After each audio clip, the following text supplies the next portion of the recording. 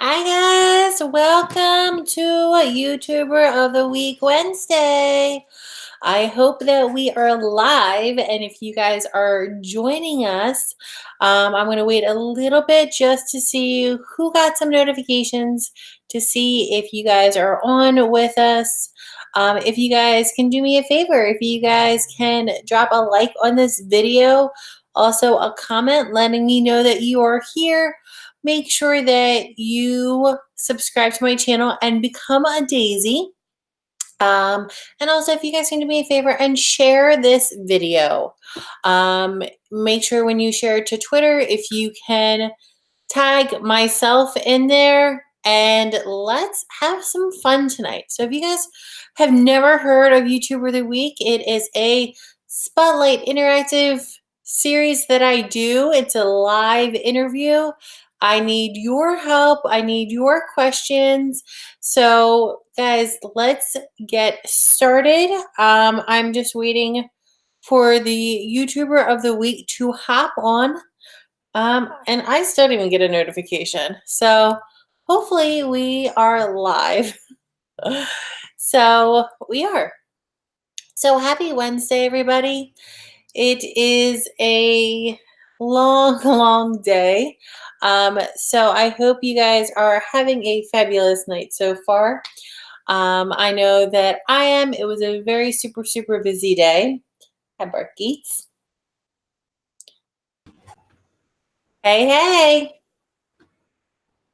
Can you see me? Yep, I see you fine. Okay. Hello, how are you? Yeah, hi, very good. And we're live, right? Sorry, it took me a long time to get the link. Brett Geets was not listening, but now she is. Oh, it's all good. Hi, John. How's everything doing? Going well. By the way, I'm John. What are you doing? I run a YouTube channel, and I'm on Instagram and everything else. And I'm in South Jersey, and good stuff. It's a great place to be. Yeah, thanks for having me on. No problem. I'm just waiting for a few people to join because I'm not sure who is here. There you go. I see people now. Hi, Emma. So Emma said she didn't get the notification, but saw it was 9 o'clock, and I was like, oh, Nate should be live. And she says, congrats on being YouTuber of the Week, John. Oh, thank you so much. So yes, so that is why for my live videos, my live streams, I always make sure that I stick to 9 o'clock because you guys are used to me being on 9 o'clock on Wednesdays for YouTuber of the Week Wednesdays, and also on Sundays for Sundays with the Hagertys. And if YouTube doesn't send out the notifications, at least you guys know 9 o'clock, we should be live. If for some reason we are not, check Twitter, and you guys will see a post if for some reason we're out of town and we can't go live. So, YouTuber of the Week, congratulations, John. Yeah, thanks. I really appreciate you selecting me. No That's problem. awesome. So, tell us about your channel. Like, what do you do? Why did you want to start a YouTube channel? Bring it on. So I started 3.5 years ago. December 23rd, 2015 was my birthday on YouTube.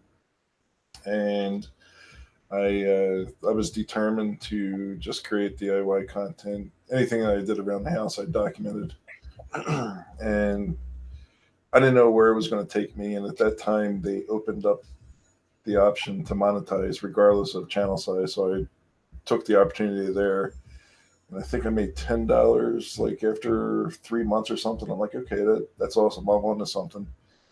And then we did a couple other videos, and they started taking traction. And then I'm like, all right, we're really on to something now. And so I just keep documenting the video every time I do it. And now it's to the point where some of my helper content videos are really helping people because they leave me messages. Like I have one that's how to fix a pressure washer that's not starting. And I'm getting comments that are saying that you saved me $250 from having to go to, the repair store and and the whole trip and all that nonsense where they just followed my video, took apart the carburetor, cleaned it out, and put it back together again. So that it really that's the type of stuff that keeps me going. Well, you know what? Anytime that like we have a problem, you always go to Google. And who does Google own? Yep. YouTube. Yeah, that's right. So anytime you have a question, you want to know how to or whatever, you Google it or you YouTube it. And most times when you Google, a YouTube video pops up. So I think that's why it's very important. And your channel is pretty awesome because Thank you. Thank you. of that. I'm not a DIYer or a fixer-upper, so I know that I can't really make those videos. And that's why your channel is very important for people who cannot. So, Yeah. guys, I operate by seeing it first. That's the type of person I am. I really need to be shown it first. I can read about it and that's acceptable, but I really prefer to see a video, and that's my go-to thing. And so, I'm kind of paying back to the community by doing that. yeah, I am more of a visual learner. Like I could read and comprehend, but I think the more being hands-on and actually seeing um, how to do it is a lot easier for me. So Yep. that is pretty awesome. Guys, if you guys are just joining us, which I see a lot more people on, hi guys, welcome to YouTuber of the Week Wednesday. If you have never been to this channel and you're coming from You Do It John's channel, guys, I am Nay, and this is Barky. She normally does not hop on my lap when we do lives, so I'm not sure if she wanted to say hi, John. Did you want to say hi, John? I mean, I know we have like two Johns in our family. Two Johns and no waiting. I know, we already have two Johns. She's like, here, get down. But I am Nay. Welcome to my channel. If you guys can do me a favor, leave a like on this video. My streams, I try to at least get 20 likes, so you guys can help me get that. And if you guys can also comment down below, letting me know that you're here, just say a hello. This is interactive, so you guys are going to help me ask the questions. John is going to answer them. You guys get to know who he is. And as always, in the description below are links to my channels, to the YouTuber of the Week, John's channel. So make sure you go over there and subscribe, and also to my husband John's channel. No, too many Johns. So right now, before I forget, because I'm always the last one too, and I don't know why that is. I think because I am posting, is I'm going to share this video to Twitter. And so if you can tell me, let's see, what should we ask? So hi Pirate, how's it going? Emma, where is everyone at? I have no idea where everyone's at today. Hi Diamond. So what got you, stop. So what got you into making how-to videos? Like, did you always want to become a YouTuber? Yeah, so I built my first CNC machine like 12 years ago, 13 years ago, and I wanted to create videos at that time, but I had this thing in my mind that editing videos was really tough, and I didn't have the capability. I'm a software engineer, so why should editing videos be something that would stop me? And that was the thing that kept me from starting it. And then there was just something that I said, you know what, I'm going to do this. So I bought myself a GoPro, and I just started making videos. And I really regret that I didn't start the 13 years ago when I built my CNC, because had I created content around the CNC, my channel would have been a lot further along for sure. So basically, my suggestion is that if you have the slightest itching to make a video, just do it, and then don't worry about looking back. And then you'll decide from that point if you want to make a second one or a third one. Yes, because like I know that John, you're gonna have to give me more tips, because I did not know. Like I know basics on YouTube and my channel and setting up live streams.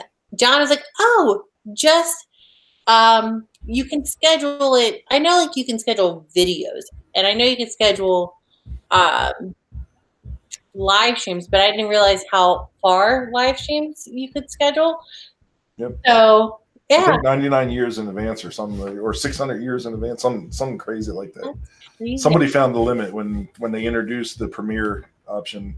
One of my friends, Brian G. Johnson, he tried testing it, I think, and he ended up finding the limit. Wow. So yes, so I am now going to be scheduling YouTuber of the Weeks a lot earlier than just 10 minutes before we go live. And then what I suggest is that you not start the Google Hangout link too early. You want to start it within the hour of start time, but not sooner. So Yes. like, don't start it an hour and a half because the link will expire. Yeah. So then start it, and then you can send it to all the participants in email. And yeah, we have a pretty good system down. I live stream with a panel. I've been doing it for 2 years now, and we Very. have a whole system set up with Google Forms, and everybody types in the email address.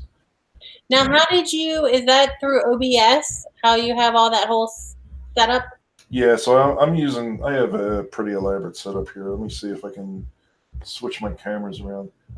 First of all, let me tell you a little bit about my background. So I grew up in Paulsboro. Went to Drexel for engineering.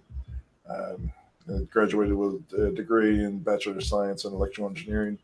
I've been a software engineer pretty much my entire life. It wasn't called software engineering back when I was in high school, but I was writing software all the way from grade school all the way up till now. Um, I with my channel going the way it is and everything, and I'm making money from it. It's paying for me to go to different conferences now, and so I've been to Vid Summit, which is run by Daryl Eves. So if you're a YouTuber and you don't know who Daryl Eves is, you really need to learn because he has a lot of content that can help you. I'm friends with Roberto Blake, Nick Nimmin, Dean Nimmin, Brian G. Johnson, Leron Sigev, Owen Hemseth, all these guys in the space that help you grow, and they all have content that helps you with these things, including what we just discussed, which is scheduling your videos in advance. So the advantage of scheduling your videos in advance, like as much as a week or 2 weeks in advance, once you know who your person is, you get to set up the artwork, you get to do all that, and then your fan base begins to recognize that okay, that this is something that you're going to have, and so let's actually uh, essentially schedule this time. I know that they're going to be live at 9 o'clock, and oh, I know who this is, and then oh, I can set the reminder so that then they'll get notified on their phone or on their desktop if they're using a PC that hey, it's going live in 15 minutes. You should jump in. So then since I scheduled it earlier, Yeah. only when I set up, because when you schedule it, you have to put it on private for other people to see. But when you start Google Hangouts, is that when email notifications go out? No, you want to send it. The actual notification is when you go live. So you can start Google Hangouts, and you could have sent me the Google Hangouts link like at 8:30, and then I would have joined in and would have been went through all technical difficulties. So there's zero technical difficulties, and then we talk about what we're going to talk about. Not too much because you don't want to ruin the energy, because there's a lot of energy that's exchanged certainly in the very beginning of a live stream. So you don't want to pass on too much of that. Just like, hey, how you doing? Okay, let's get through mic check. 1, 2. Let's do your camera's okay. Everything's synced up properly, and then you'll hit the go live button on Google Hangouts at the 9 o'clock or whenever you're past all your technical difficulties. And at that point, notifications will be received by those who have notifications enabled. Okay. Because I know that all I had to do was just start the Google Hangouts because it was already scheduled for 9 o'clock. Mm-hmm. It was already so this is my first time doing this type of setup. Yep. It was already scheduled for 9 o'clock. All I had to do was just do the Google Hangouts and share, and then I was already live. So I didn't really have to do anything extra. So regarding the email, so the thing about the Google Hangouts, you then have an opportunity to send out the email to your participants within that hour mark. Mm-hmm. Let's say you're going live at 9, you initiate the Google Hangouts link. It's essentially private at that point. You're not live yet on your channel, but Right. You get to share that link with everybody through email or Twitter or however you're going to do in the DMs. Let everybody join in. So that's the advantage there. And then I can help you understand how to set up the Google form thing. if Well, this is something you're going to do frequently, the Google form thing will really save you a lot of time and headache. don't worry, John. I will be asking you lots of Yeah, questions. it's so, and I have no problem helping you. I help a lot of people. I coach a lot of other channels on how to do things. Yeah, because as you know, we go live twice a week, and you're a participant on both of them. So, and of course, like this isn't going to be your only time live with us. Hopefully, Oh yeah, that's awesome. yeah. So hopefully on like a Sundays with the Hagertys, you could hop on because we always do Yeah, Google that'd be cool. Hangouts. Yep. So we always have that link, unless we're on our phones, then we don't do it that way. So guys, hi Jacob. John is working. So guys, make sure you say hi to him.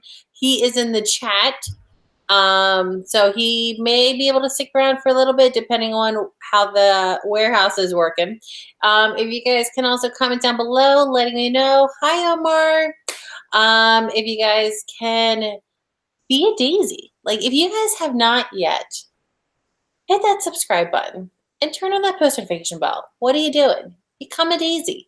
John's a daisy. It doesn't matter, male or female, we're all daisies and we grow together. Um, I know, that's what somebody's like, I don't want to be a boy daisy. And I'm like, it's okay. You'll be a dude daisy. Right. We don't discriminate here.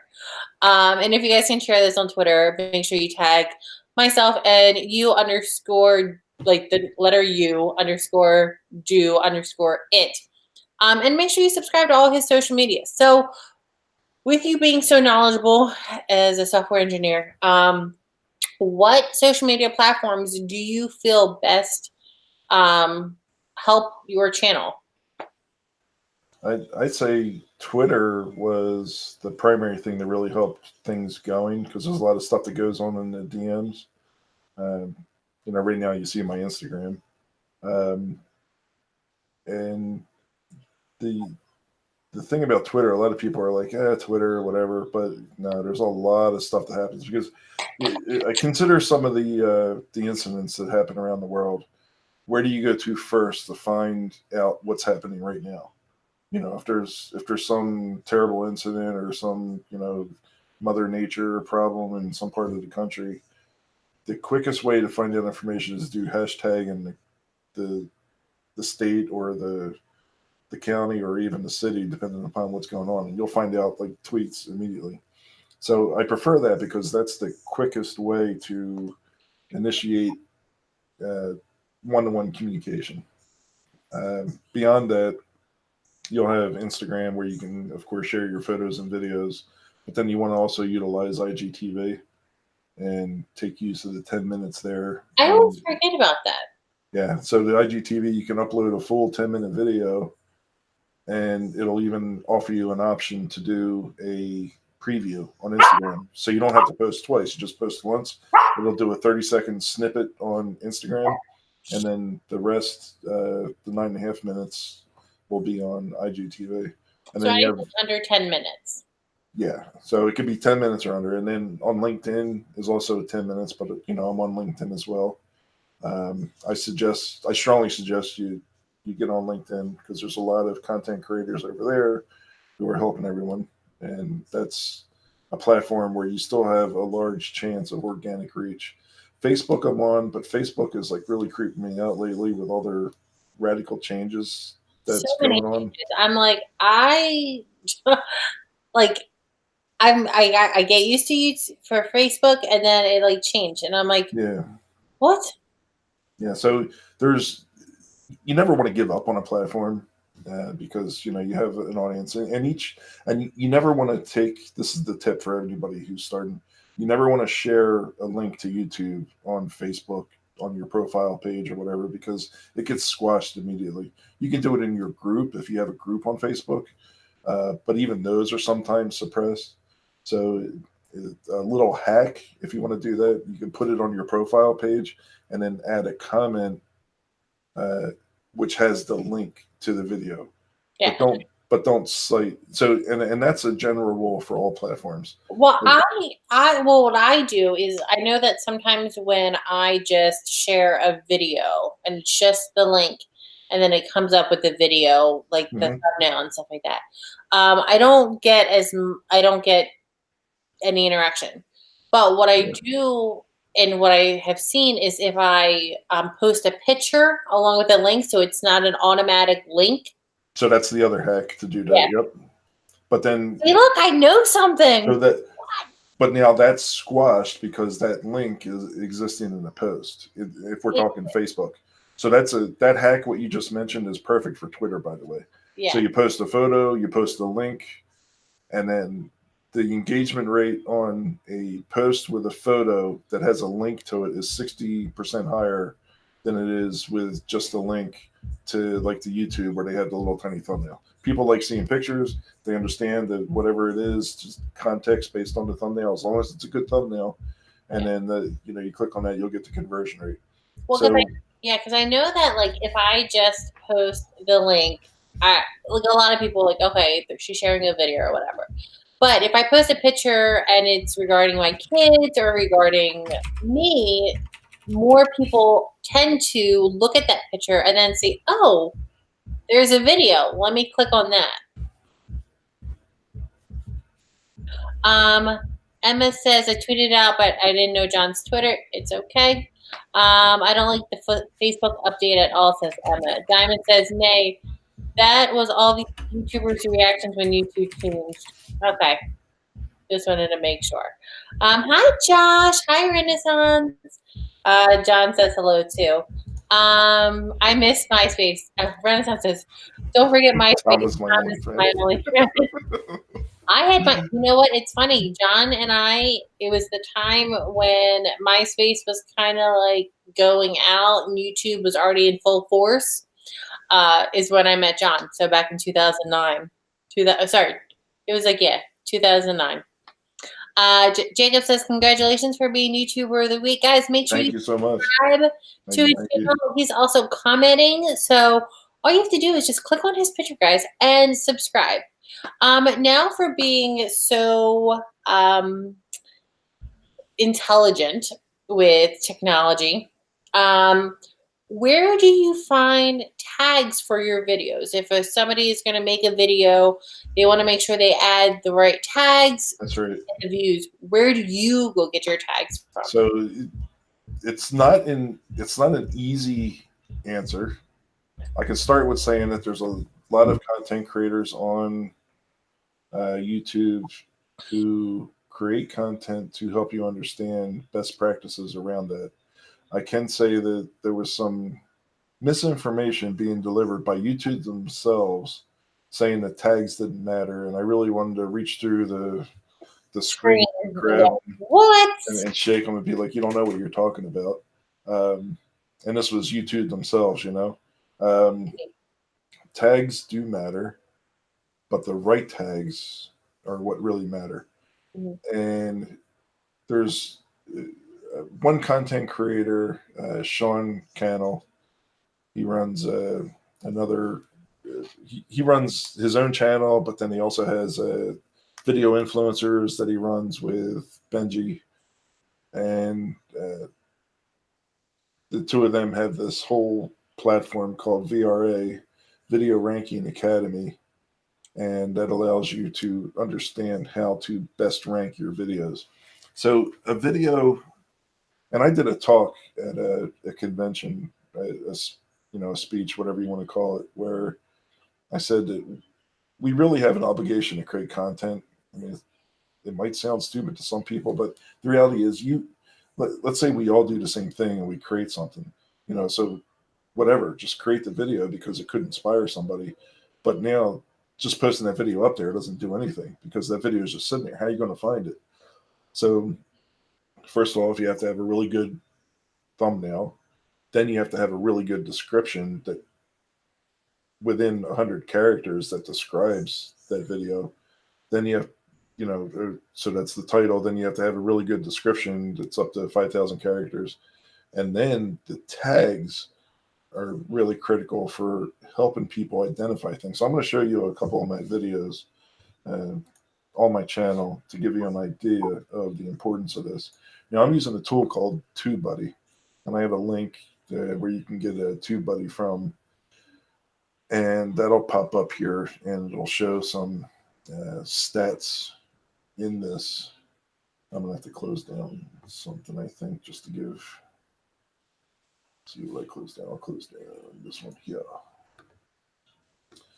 So these things are going to take a little bit of time loading up. This is my crown molding video. Now this video is tracking and get 1.3 million views. And this is TubeBuddy right here that's running this little panel. And I'm going to hit this button here on the right. And if you can't, And this is the paid TubeBuddy, not the free version, right? well, the free version does this. Yeah, I just upgraded the TubeBuddy Legend last week. I just upgraded. But I was using the free version for a long time. And I'm friends with Andrew Ken and Phil. They're good people. So here's my tags. Lights and crown molding. So I'm ranked number 1 for that. Rope light. Now I put rope light in there. Rope light is not even described in my description. I'll show you my description in a moment. But I figured I'd throw rope light in there because now somebody is certainly going to search for rope light within YouTube. If you search for rope light, you'll find my video. It's the 4th one. And this is using incognito search, which means that incognito means you're opening up the browser agnostic of any of your search history. Basically starts off a brand new browser as if it was on a brand new computer, has no search history in it, so it's not influenced by anything. And it does this search on all these tags that are in here and gives you a number. If it doesn't have a number, it means it's beyond 20. So this will show a number from 1 to 20. So if you're ranking within the first 20, and why 20? Because 20 is what shows up when you first load up a search for something within YouTube. I have another video. If you search sub panel or panel, breaker panel, or 220 volt sub panel or 220 volt breaker panel, and I'm ranking 1 for a lot of those tags. So you create a video, you upload it, you have to do all this work, and I'll get to how you kind of define these tags and everything. You got to do all this work so that it's discoverable. And really, it's the helper content that is going to help you get discovered and then give you the momentum and the confidence that you really should continue to create content. And keep in mind that if your video only has 1 view beyond you just viewing the video yourself, that means that 30 seconds is the rule for a view. Yeah, that if Somebody viewed your video for 30 seconds or more, it counts as 1 view. you want to make sure that you grab their attention within the first 30 seconds. Yeah, there's a formula around that too. I know I'm kind of getting away from answering your question, but there's a storyline that you want to prepare, and I don't do this in any of my videos, by the way, but there's a storyline that you want to follow if you want to create videos that you want people to watch. And that's like you have to grab their attention the first 5 seconds, and if you do, then you're guaranteed almost an additional 15 seconds, and then you got to do something else within that additional 15 seconds to then guarantee you another 30 seconds. And then if you keep doing this, you can basically get 100% watch time on the video. But I don't do that at all. I'm not a story writer, and I'm not interested in that. So my videos, for the most part, are DIY. I do have some videos on boating and wildwood and everything. So when I create a video, and I'll walk through my entire process when I created this video. I created the video, uploaded it to edit it and everything, and it went through all that crap, uploaded it to YouTube. So it's sitting there unlisted. And now I'm like, okay, now I got to create the title. Then I got to create the thumbnail. So what's the title going to be? Okay, well, how to install crown molding, with indirect lighting. And how did I choose that? Well, I searched my competition. I did a search in another tab. I did a Control-Shift-N in Chrome, and that creates a new window that's incognito mode, opened up YouTube, and then did a search for crown molding. Why I did that is because, again, when you're in incognito mode, it's agnostic of any of your search history. So it's as if you're searching from scratch. Gotcha. And then you find your competition's videos. And by the way, like there's videos that have like 3 million views and stuff. And I'm like, okay, I have no hope of ranking here, but I'm going to try anyway. And then so I did. And then the video started ranking right away. And I'm like, holy crap, I'm like ranked number 24 for crown molding. Wow. I was like ahead of This Old House, like like they have crown molding videos, and I'm at this old house. I'm like, how did that happen? Well, it happened because all these things came in alignment.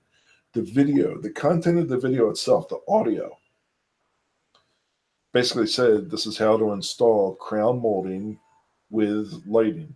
My description and my title match that. So when YouTube senses that all that stuff is in alignment, it's like, okay, And now they'll we're actually gonna help your video. yeah, we're gonna rank that video higher because now it looks like everything's there.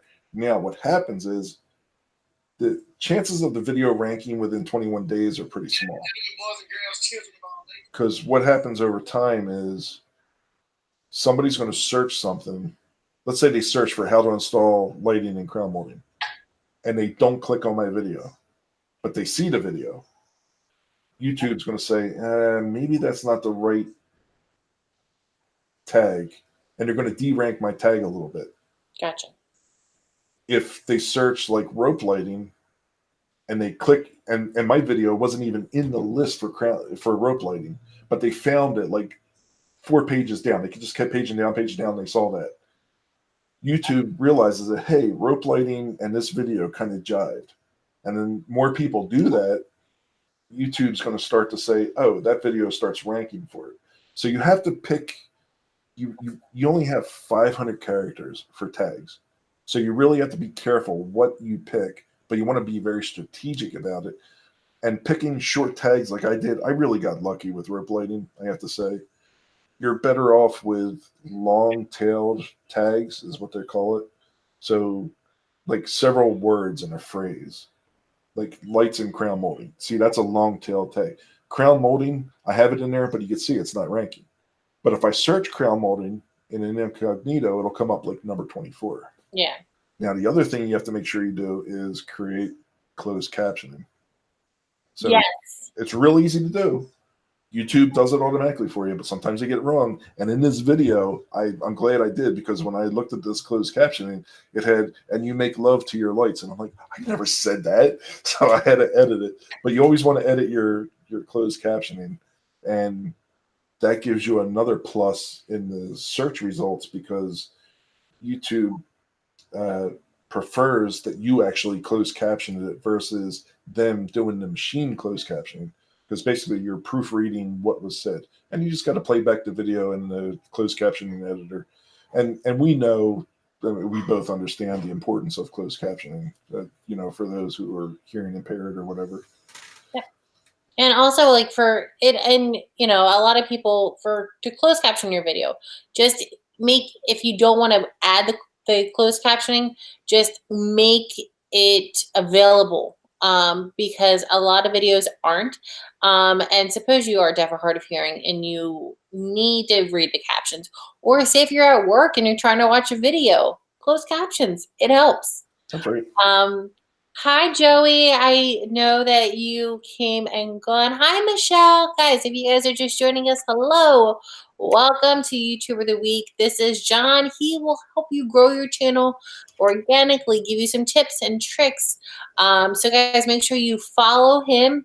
How many video views do you have on your channel? I can show my analytics, but I have to be careful because I don't want to break terms of service. Yeah. But I have, because there's certain amounts of data that I can't divulge. I forget what it is exactly, but I have almost 3 million views. But the algorithm has changed, so views really don't matter anymore. Yeah. It's really the average view duration and the click-through rate. Yeah. So the click-through rate has to do with discoverability first. There's two types of ways you can be discovered. There's suggested, there's more, but there's suggested, and then there's searched. So you searched either in Google, which your video will only show up in Google if you rank in the top 3 for whatever search term. And there's a search within YouTube itself, which we were just discussing with the tags and everything. When you search something, if you come within the top 20, so then the thing is that you need to create a thumbnail that really pulls people's attention. And if I go back to Well, my that's channel too. yeah, that's with anything. So I think I mentioned it before, and you probably have heard me say it. One of the YouTubers of the week actually mentioned it and saying it's like a book. You know, it's like the cover of a book. How you're going to grab someone's attention. Your thumbnail. How you're going to grab someone's attention to watch to click on that video. You know. That's right. That's right. So what do you have? Show you some of these thumbnails here. So I did a channel audit with my friend Jeremy Vest. He ran Video Marketing World, which I'm going to again in August in Dallas, Texas. And he looked at my channel and he's like, "Okay, what's your best performing video?" And he's like, "I could probably guess right now what it was, and it was this one right here, right? Because of the trippy lighting in the studio." Well, what do you use to make your thumbnails? So I'll use Photoshop. I subscribe to the Adobe Creative Cloud, and that gives me the ability to do the thumbnail. And what I'll do is I will open up the video in Premiere Pro. I do all my editing in Premiere Pro. I can grab a frame from there if I want. So I'll just grab a still frame, and then I'll edit the frame, and then do whatever gobbledygook I need to. But there's a whole science behind how to do thumbnails, and I can give you some of the tricks right now that you don't want. You definitely don't want more than 5 words. 0 words is best. You don't want to say anything that's already in the title. So the thumbnail should never contain any words that are in the title. And you really want the thumbnail to be something that really makes somebody want to click on it, but it has to be completely related to the video, because if it turns out that it's clickbait, uh, you can end up getting deranked. However, there's other YouTubers that prove that that's wrong, and it really has to be clickbait. So there's a lot of arguments within the experts of how that's supposed to work. I've heard both. I've heard that Yeah. like a lot of the bigger YouTubers, they're clickbaiters, Sure. and that's kind of They understand how to game the system, but then they also have a lot of momentum behind that helps. So let's say you post a video, right? Let's say you have a large following. Let's say you got 1 million subscribers. You post a video, and that video, all your subscribers just happen to get notifications, which notifications aren't necessarily working the way that you think they do, and they all click on the video within the first hour. Well, that's a signal to YouTube that, hey, this video is going to go crazy. Let's say they release another video that has a really compelling, thumbnail that makes you want to click on it, but their notifications aren't hit like within the first hour or so. So then they have like the 48-hour window to like really have a chance to pull in trending or whatever else for that video. If that's expired, then the next thing beyond that is hope of searching with tags if it's helper content. Or it's some viral thing that some news outlet happened to pick it up, and then everybody discovers it that way. yeah. Renaissance Man says, just write epic fail or don't buy this. Oh yeah, that's right. Yeah, there's a lot of stuff that you can do that'll Or trip must people out. see or not clickbait. So I'm a member of several communities where we try to learn best practices, and you have to remember that the best practices are what people have studied and said that, okay, out of let's say 100 channels, these are the things that really help them. But you could have a channel that those practices would never apply to. So you can't necessarily say that this is something that is going to work for everybody. Roberto Blake is very smart with the way that if you don't know Roberto Blake, you need to get to know him if you want to produce content. Roberto Blake is very smart in the way that he paraphrases stuff. He says that you need to uh, do these things, but only if it makes sense for your audience. So, for instance, there's people that have been doing live streams on their channel, and sometimes they have problems with what's going on. Other times, they will have issues where the live streams, pick up the channel or hurt the channel, and in those cases, you have to make the decision. Do you pull the content off? Do you hide it? So I'll do live streams on my channel that is totally orthogonal to what I'm doing. Like I do gaming sometimes on my channel. Well, it's not related to my content at all. Gaming is not on here. Do you see any video that's gaming, on this No. channel? No. So I'll do a video just for the entertainment and get the engagement with the audience, but then I'll unlist the video so that because people and the viewers will look at the channel. Sometimes they'll look at the channel, but really what they do is they'll click on videos and they'll see what type of videos are up there. Well, if you unlist the video, it's not going to show up when they do that. But the Right. video is still available in a playlist. So if they want to see my Battlefield 5 gaming, they could click on that thumbnail and still get to it that way. So you have to make that decision what you're going to do as a channel owner. Gotcha. Yeah, because I know that, as you guys know, we go live twice a week.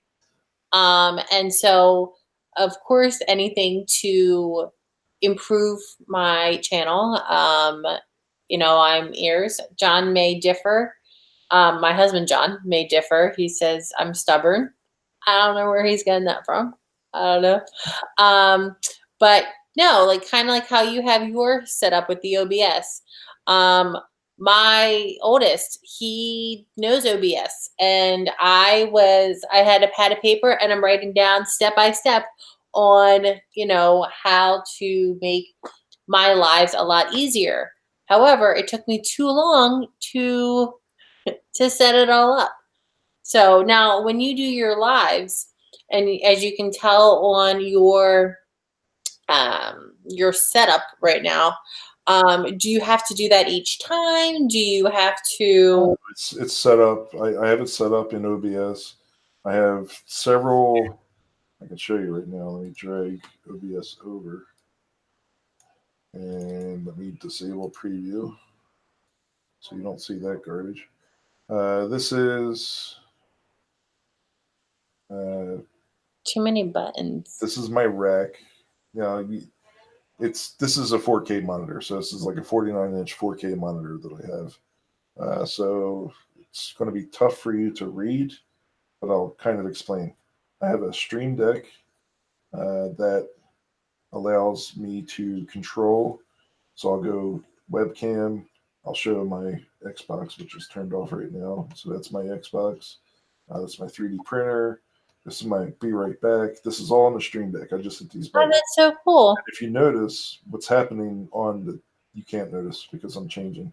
But every time I change, it's switching this here to whatever I have it linked to. And in my Stream Deck, that's here. I can program the Stream Deck. And again, I'm sorry, it's may not be large for you to actually see and understand, but I'll describe it. These buttons are set up, and I can set up different graphics for each one of these buttons so that when I press it, it'll select a different button. Very cool. Yeah, we're gonna have to do lunch one day. Well, yeah, we could do dinner, lunch. I work during the.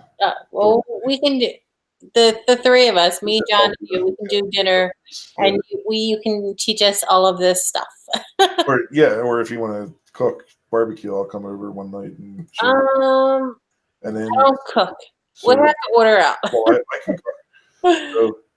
So then, anyway, we have the Stream Deck. I label each one of these things, and then I select which scene I want to go to. So all this stuff is set up, and I periodically have to tweak it. But for the most part, it's just I hit whatever button, and it's just ready to go. And one thing I do every time before I start a live stream is I always reboot the PC. Yeah. Now to tie in OBS into Hangouts, I have to use this virtual camera. So let me switch back to here. The virtual camera is this thing here. I had to install it into OBS. And this is only on PC. If you have Mac, I don't know how you do this, but on PC you can do this. And I just start the virtual camera, and then I'm able to select that within Google Hangouts so that you can choose that as a video source. So now Google Hangouts is using the OBS output through Virtual Cam. I mean, I haven't checked it yet. If you have not done this already, I think you should actually make a video of how to set up OBS when doing live streams. I do have a video about how to use OBS for Xbox 360 streaming through the network, Oh, which is different. But that's an older one, and I have to redo a bunch of content. So yes, I am going to do that do if you can for a Mac. for a Mac. Yeah, see, I don't have a Mac.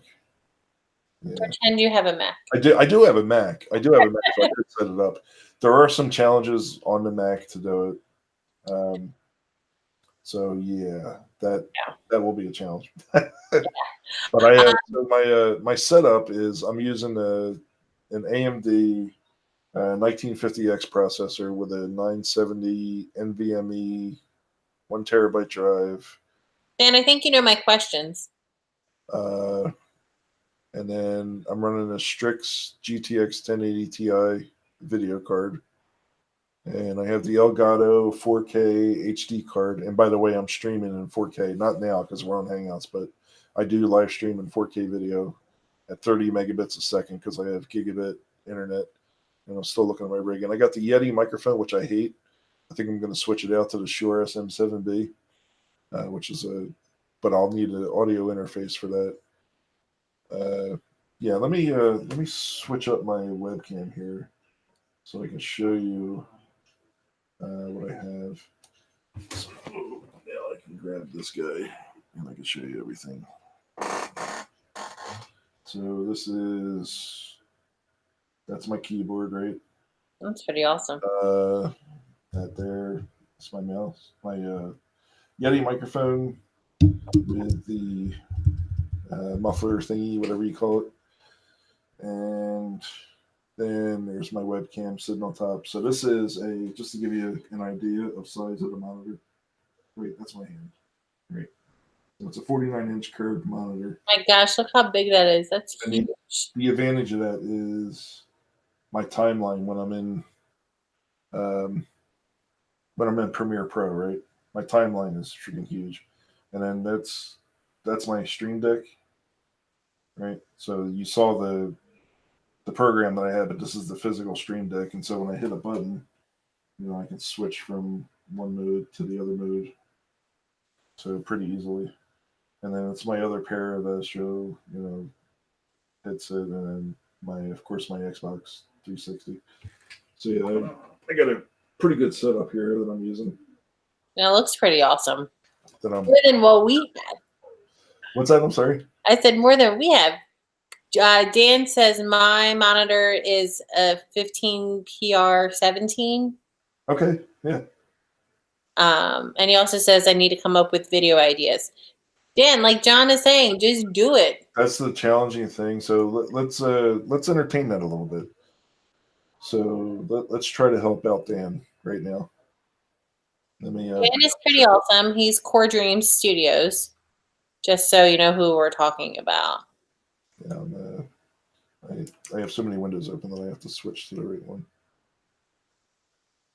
Okay, so we got now I need to bring up chat.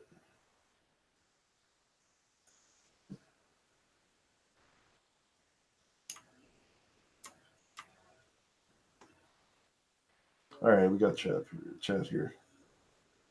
All right, so yeah, I work full time also. I'm a software engineer during the day and I'm a content creator at night. One of the best things to do is just a live stream. Well, now you have to, in order to do it on your phone, you have to have 1,000, right? No, you don't need to worry about that. You can download apps to let you. Yeah, so you can use Streamlabs for the phone, and then you can live stream to YouTube. Gotcha. So there's no restrictions there, and pretty much everybody has a smartphone, right, that they can do. And then what type of things do you enjoy doing, Dan? He said he used to stream. He's too shy on the mic because he talks a little bit faster than he would like. And he hardly gets time because he works full time. This sounds really easy for me to say, but I'm being honest with you. Just do it. Just do it. Just do it. you have to get over. I hated hearing my voice. My first Me too. I hate first 30 to 50 videos. I hated it. Like Yeah, I like hate the hearing my script. voice anyway. But now I'm like, hey, I'm past all that. Yeah. Um, We I had, we actually had somebody comment on John's video that they hate my voice, and I'm like, well, then don't listen. Like, what are we gonna do? Like, I can't change what I sound like. All right. Well, look. So now let's talk about C sharp. So you like coding in C sharp. So you're doing WPF, or you doing WinForms? What are you doing there? Um, are you in? Are you doing WCF also? What type of applications are you creating? Are you doing anything on uh, other devices that can use .NET? Are you doing .NET Core, .NET Standard? These are all right. So your WinForms maybe. Um, I would say that I would I would create some content around that just to force yourself to create content around a subject area that you're knowledgeable, and then that you already have confidence in the area because you're a software engineer. You're coding right in this stuff, so just you have to tackle something that you know. Because guess what? You're a salesman. No matter what, you're a salesman for your own channel. So if you're not confident coming across with confidence, uh, your audience will sense it and be like, okay, whatever, I don't care about this, unless if it's something that they really have to sit through because you're the only one that has the content. So they'll just click and go to the next video. And then the other thing is you have to value your audience's time. So a lot of my videos are rather long, but it's because I had a reason behind it. Like my crown molding video, it was really long. I think it's 20 some minutes long, maybe uh, 16 minutes long, my crown molding video. But let's say what's type in a comment, Dan, on something that you're strong at in C sharp, and then we'll kind of talk about that a little bit. I definitely think that Dan, I know that you have your YouTube channel, but if you're on any other social medias, definitely go on to Twitter or Instagram and hit him up. Like I said, he has like amazing ideas, and I know Dan, you're gonna comment below anyway. But to get like more in depth, Dan, definitely, um, I'll definitely reach out and yeah, help you because I mean, being a software engineer, and I'm currently employed writing C sharp and VB.net, so it's my strong suit. And then you're on LinkedIn too. Okay, so you can reach out to me on LinkedIn. So on LinkedIn, let me bring up my LinkedIn. So and on are you LinkedIn, wearing your own merch? Do I I see? do. I do. You can get it on Streamlabs. Um, so Dan, comment down your Twitter or your LinkedIn account. so my LinkedIn is in/you do it. You can reach me that way on LinkedIn, and then just connect with me. Yeah. Um, so writing software, you can really own the space on YouTube. I would create a channel specifically on coding, and I wouldn't abandon it after you make the first couple of videos. I would just keep creating content around that. And even if you're shy on the microphone, you still want to talk. We don't need to see your face when you're coding, although that does have higher engagement if people see your face, um, and then solve people's problems. So get what I was getting to earlier is like my videos are long. You really want to value people's time, get to the point quickly, no introduction. So a lot of people make mistakes by creating an introduction in their video. You really want to, and this is for helper content. Like if you have 1 million subs, for sure do introduction because now you're at a different level. But when you're creating helper content, you want people to get in, Right away. get to the point, and then because when I try to look up a video and they're going through a lengthy explanation of what they're going to do, and I'm like, I have to get this done now. Like I may not remember who you are after I watch your video, and that's okay. You saved my time. But if I have to search again, I'm like, oh, I remember this dude. He helped me the last time, and he's got the same style of video. Guess what? I'm probably going to hit subscribe. So people typically need 5 to 7 touch points to hit subscribe. By the way, meaning that chances are they're not going to hit subscribe right away when they see your content. So it's best to get to the point, value the time, and uh, leave as soon as you're done. You can ask them to subscribe at the end, but I wouldn't even do that. Just like do it and be done with it. And you got to make sure you do the tag, title, description. The tag's got to be right around the point of what you're doing. So, Yeah, all just right, yeah, I'll send you a connection to.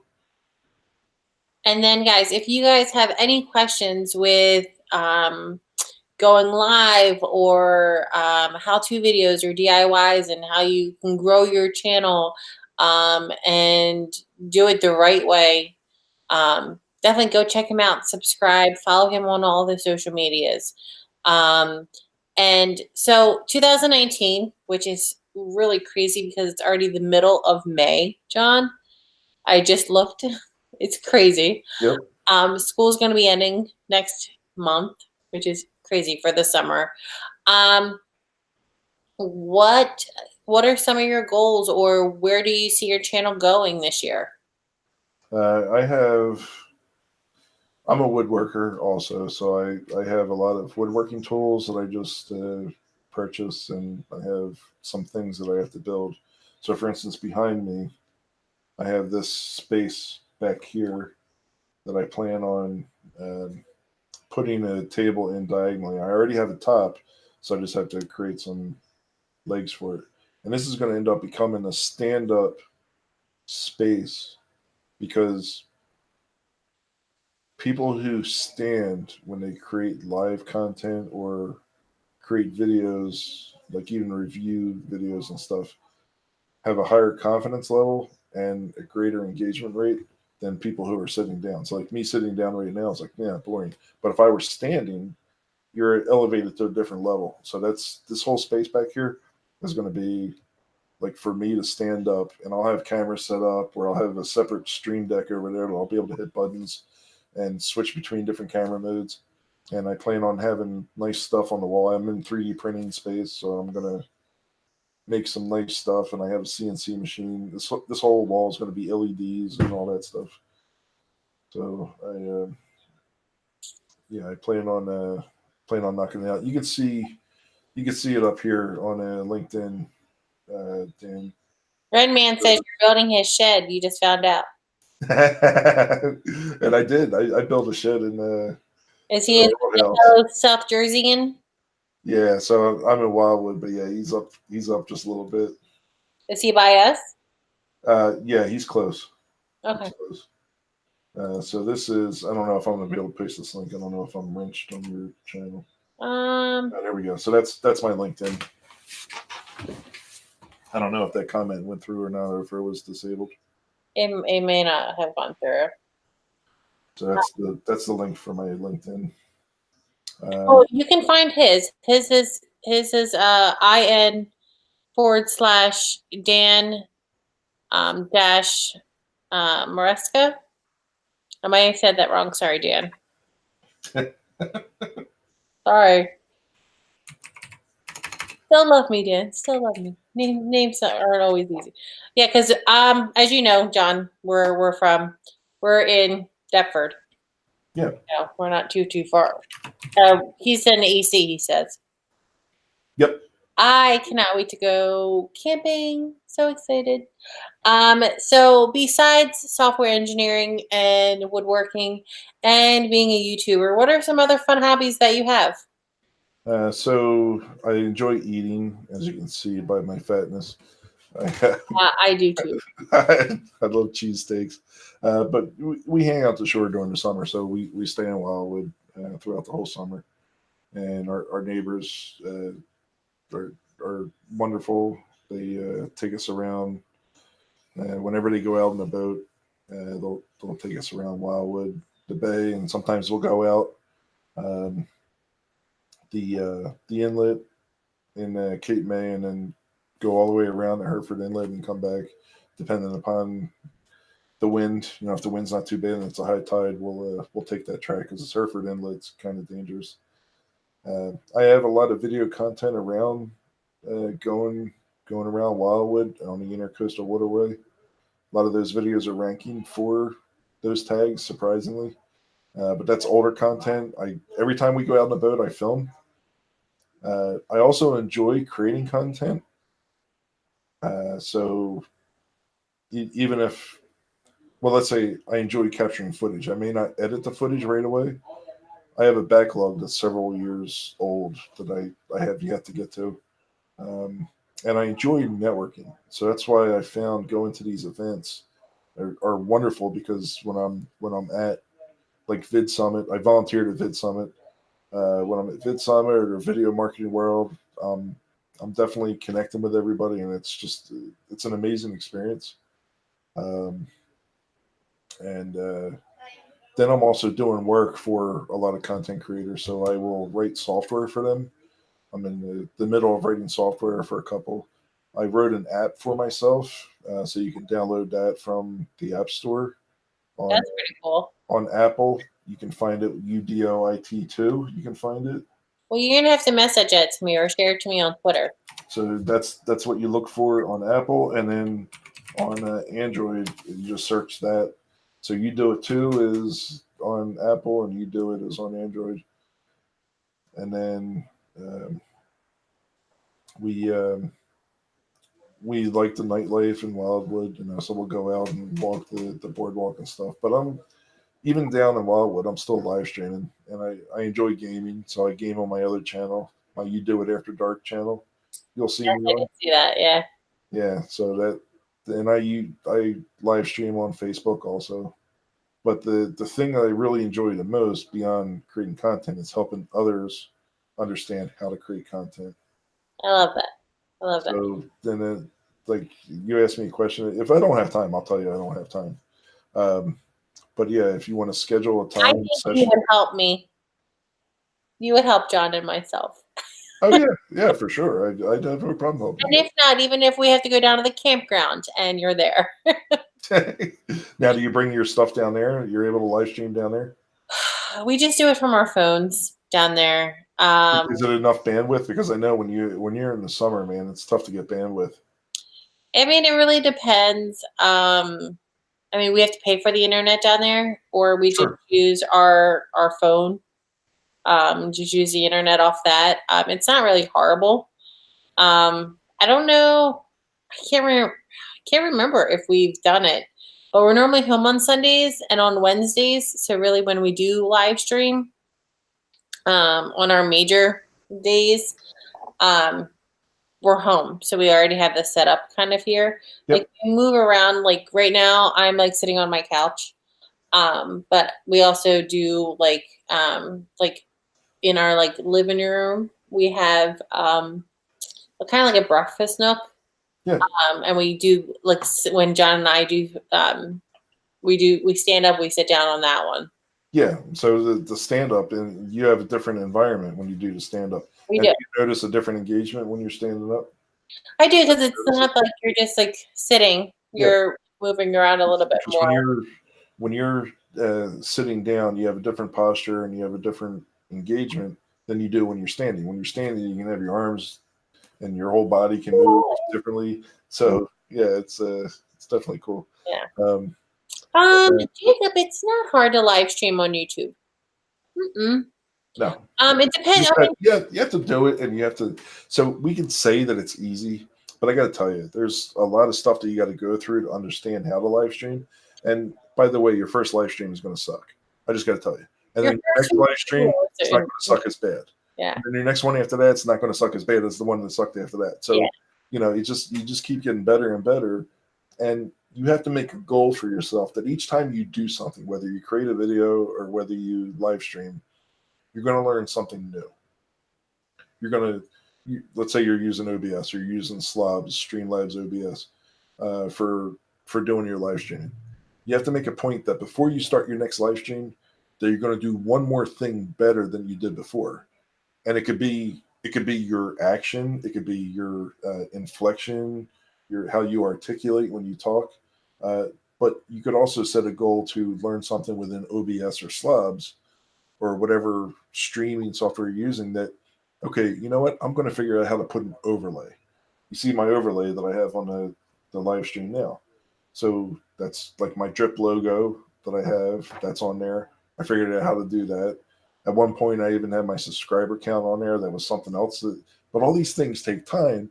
And for those who are working full time, which guess what? I'd say 99.99% of YouTubers or content creators uh, have full time jobs because this stuff just isn't paying the bills. Correct. You you have to you have to choose a goal to live stream or create content that's going to be reasonable for you.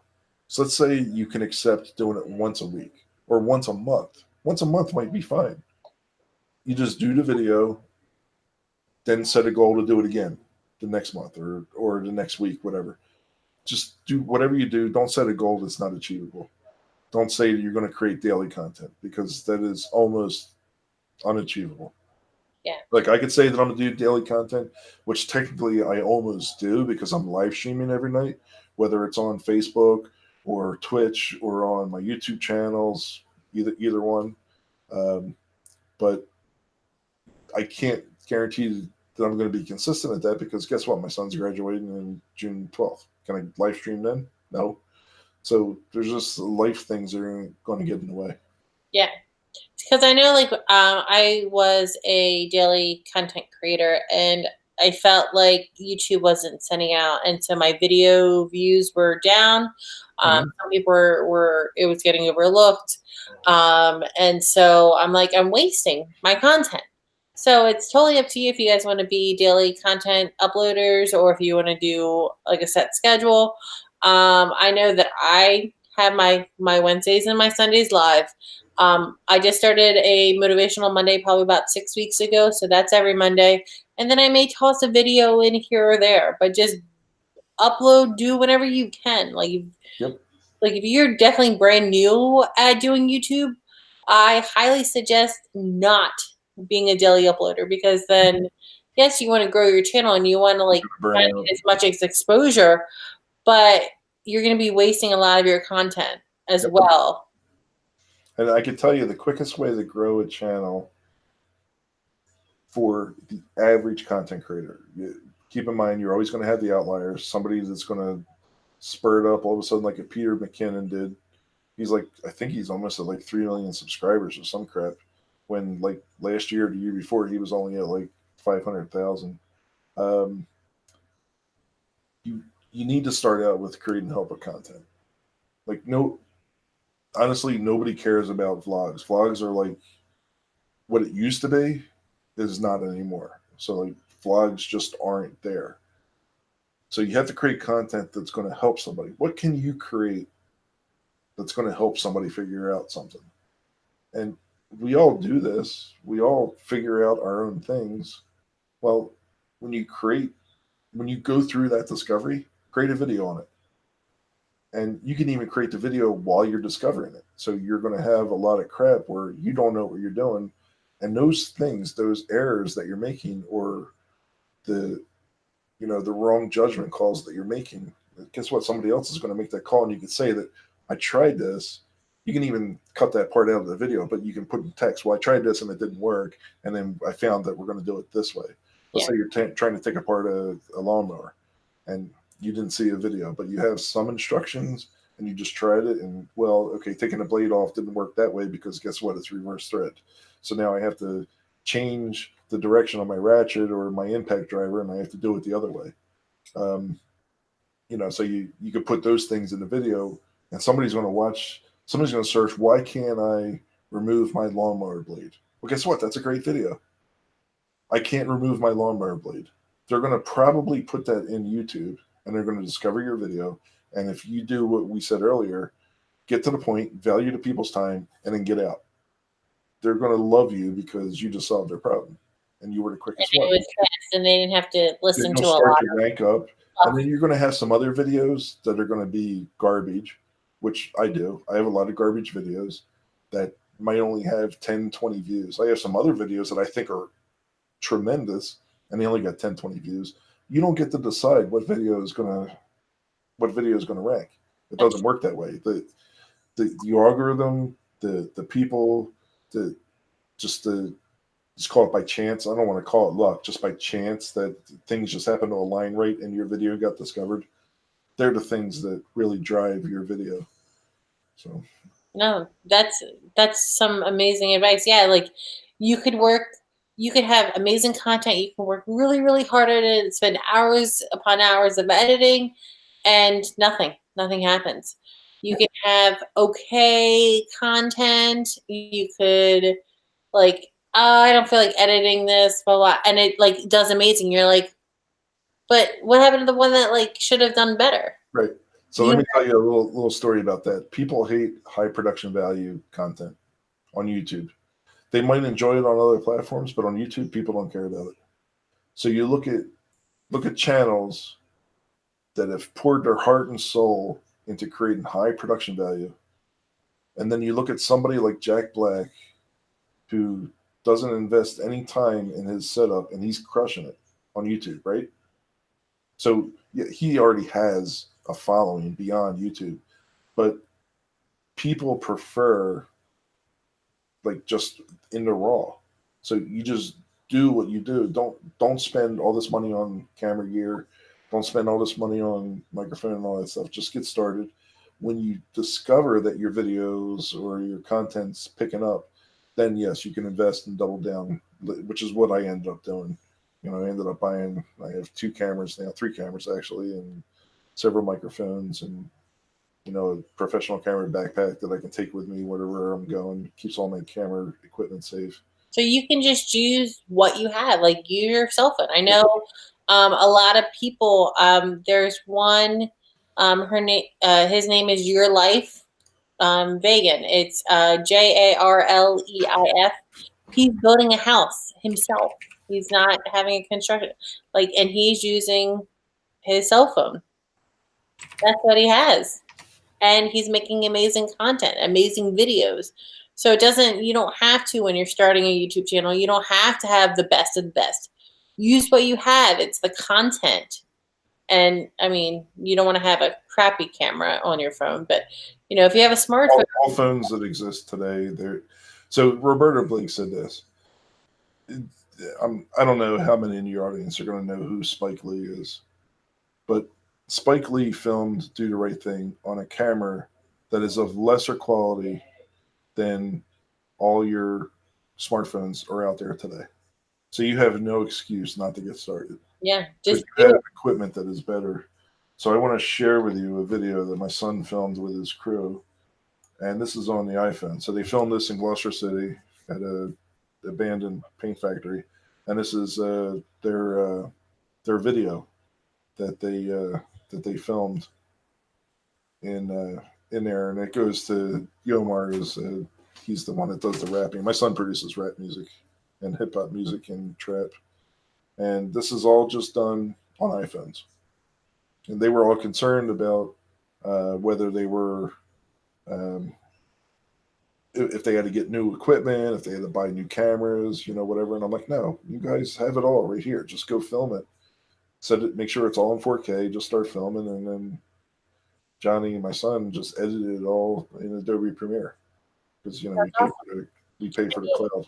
And you know what? That's the power of it, the editing. And depending on what software you use, you can make a iPhone video into an amazing production with the editing too. Yep. Yeah. So his channel has 12.5 million views. Yomar's channel. That's awesome. Let's see, this video, it only has 451 views. So you don't get to decide what's a hit and what's not. And so I'm glad that they didn't buy all these expensive cameras, because if they did, they would have been out like thousands of dollars because it didn't net anything. They only have 451 views. But yet this song on SoundCloud is ranking. I think they have 11,000 plays on this song on SoundCloud. Wow, that's awesome. Make sure you message me his info. Yeah, sure will. Yeah, so let's see. I'm gonna go to So guys, if you are just joining us, I'm sorry we're almost done. But if you guys can just do me a favor and watch this, make sure you support both of our channels. The links are in the description below. Make sure you leave a like on this video, share it. If you guys have any questions or need some tips, guys, follow him on the social medias. And thanks, Dan. Dan's Oh, thank you, Dan. I appreciate that. um, guys, do it. Just get it. Burr, burr, burr. Oh, funny, funny. Um, guys, just subscribe and he can help you guys out. I would like to thank you, Dan, and your channel for always supporting my channel. And I know that we're gonna get together sometime this summer, probably sooner before to do dinner. And I just appreciate your time, your content. And so I just wanted to thank you for being this week's YouTuber of the Week. Yeah, I appreciate you having me on, and thanks everyone who joined in the chat, and Ren for stopping in. I appreciate you. Yeah, this is good. I love it. I love it. I really do. I just need it, like I said, the whole OBS. Once I get that figured out, if it's not too hard, and I can do it. And guys, if you guys, thank you, Jacob. Oh, that's nice, Jacob. Yeah, thank you. If you guys have not checked out, I posted. We did Sundays with the Hagertys on Sunday, and then I posted 2 videos this week, which was crazy. I did one on Monday and one on Tuesday. Make sure you guys go check that out. There's something exciting that is happening to and with our family. So guys, please go check out yesterday's video. Brady, we gave him, it wasn't but a huge announcement. So go check out that video, see what that announcement is for. I'm not going to tell you. So go check out that video, support it. And if you guys can, like I said, leave a like on this video, subscribe, be a daisy. And guys, as always, and Dan, I know you do it as well. Thank you guys so very much for coming every single week and supporting this series. Like, Dan, I think you're number 60. That is pretty amazing. Oh, that's awesome. Yeah. So go check out the other YouTubers of the week. I will announce the next week's YouTuber of the week on Sunday. I go live every Wednesday and Sunday at 9 p.m. So if YouTube doesn't notify you, just set your alarms. Just say, Nays Days, let's go to her channel. See what we're talking about today, or who's the YouTuber of the week. So guys, thank you for spending your Wednesday with me. We do selfies at the end of the stream. So if you guys can comment down below, smiley faces. Finn always starts it off.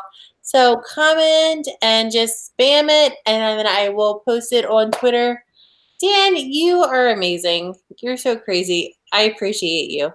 Wow, Dan. Yeah, that's awesome. So if you guys can, and Dan, I'm going to follow you on LinkedIn too. I haven't been on LinkedIn in forever, but I'll have to look it up. Yes, guys, comment down emojis, and then you guys can get a selfie with the YouTuber of the week, and go subscribe to everybody. All right, so let me go get my camera ready. Yeah, thank you so much for having me on. Oh, no problem.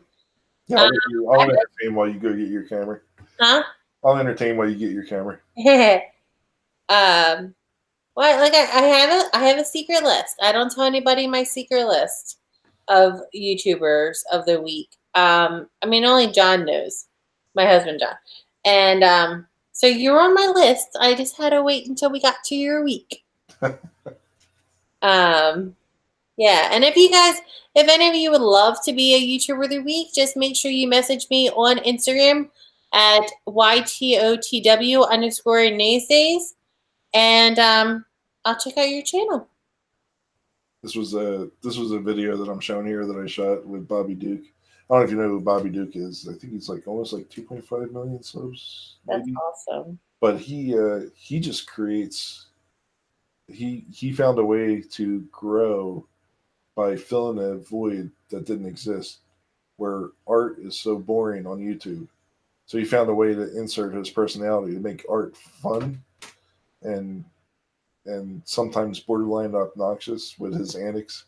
And he's really getting some traction. Like a lot of his videos have over 500,000. Some of them have over 1 million views each video, and he only has 75 videos. Wow.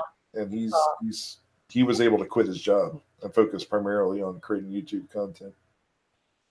All right, you guys ready to do selfies? I got my camera ready. All right, so on a count of 3.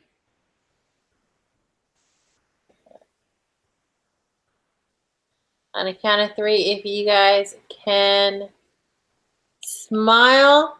Let me do it this way. There you go. All right, and then John on 3. You're gonna smile. All right. I'll have to talk or something to bring focus. Just say cheese or 3 or whatever.